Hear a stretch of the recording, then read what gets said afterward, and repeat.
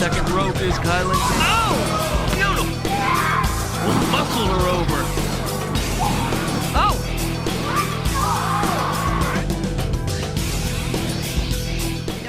And now for Gia Scott to represent the division, and for KiLynn King to want to represent the division, I think it just shows the caliber of talent here at MCW. Collar and elbow tie up, first contact. Whoa. And there we said, this is pretty evenly matched. It's going to be, I mean, if we're doing tail of the tape here, Veda, I mean, maybe Gia has the reach.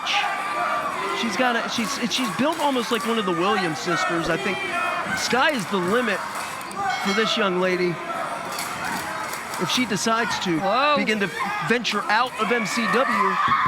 KiLynn King, a little bit of a strength advantage. Whoa! Gia, though, with the roll-up. Headlock takeover there, looking for the shoulders is referee Jason Tano. KiLynn King, did she, as a product of the Nightmare Factory, is that? She has trained all over the place. All over. You know, I first met KiLynn King down in Florida, which is where she got her start. But since she started appearing for AEW Dark, appearing in the Women's Tag Team Cup tournament there, and with the NWA, she's really been everywhere, and she is constantly learning. A journeywoman in her own right. As you see Gia Scott, though, KiLynn King able to adapt. Look at that. Just chunking her across the ring. Letting her know I'm in control here. KiLynn King not allowing that home field advantage to throw her off in the least. I think all that experience in front of the sold-out arena is definitely coming into play for her cool, her calm, and her collectiveness. Springing to the second rope is KiLynn King. Oh! Beautiful knee. Well executed.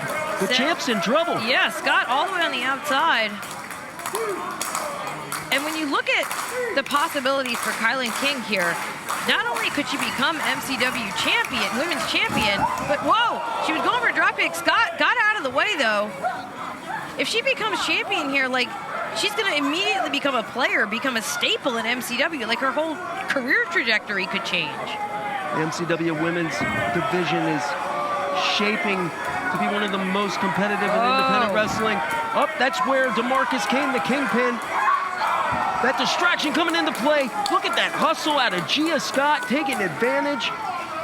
You can say what you want. Yes. That's smart wrestling. Well, as tough as KiLynn is, she doesn't have eyes in the back of her head, apparently. And Gia Scott taking advantage. Why not is what I say. Hold on, hooking the near leg. If you're gonna have a powerhouse like DeMarcus Kane out here, if he can help you cement your advantage, why not use it? The neck breaker, beautifully executed. Hooking both legs does Gia Scott. And very smart for those repeated covers, because she knows every time KiLynn King kicks out, it exerts more energy, takes more oxygen out of the diaphragm and the lungs of KiLynn King. And if you can't breathe.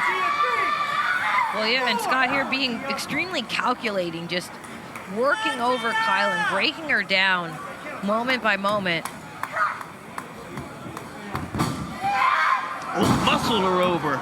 That is just raw power. KiLynn rolling away into the corner, but that might have gotten her in even more trouble. And you've been in the ring with the likes of KiLynn King, correct, Veda? Yes. What would you say is her weaknesses, if any, exist? Again, she's just someone who, like you can see here, she's so strong, so explosive. But for someone like a Gia Scott, who obviously is willing to use her compatriot on the outside to her advantage, or she's willing to bend the rules, I think that could be KiLynn King's downfall, is that she's someone who she really respects professional wrestling, and I think she tries to play by the rules when she can. And if you're in the ring with someone who's not going to do that, that's when things can fall apart.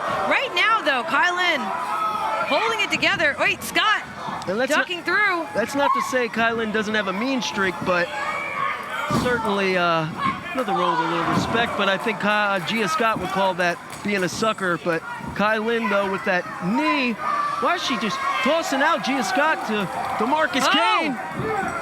There's that drop kick. Nailed it through the ropes. She almost took that Chris Hamrick bump out there.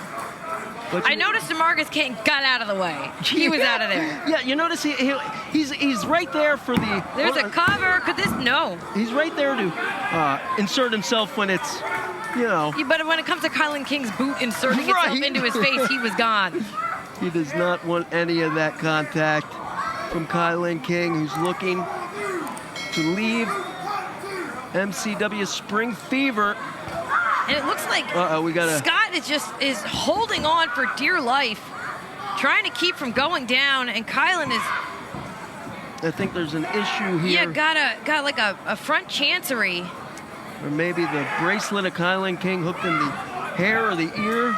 That could be certainly painful, but... KiLynn, though, doing her best to just grind down on Scott here. Come on, ref, get up in there.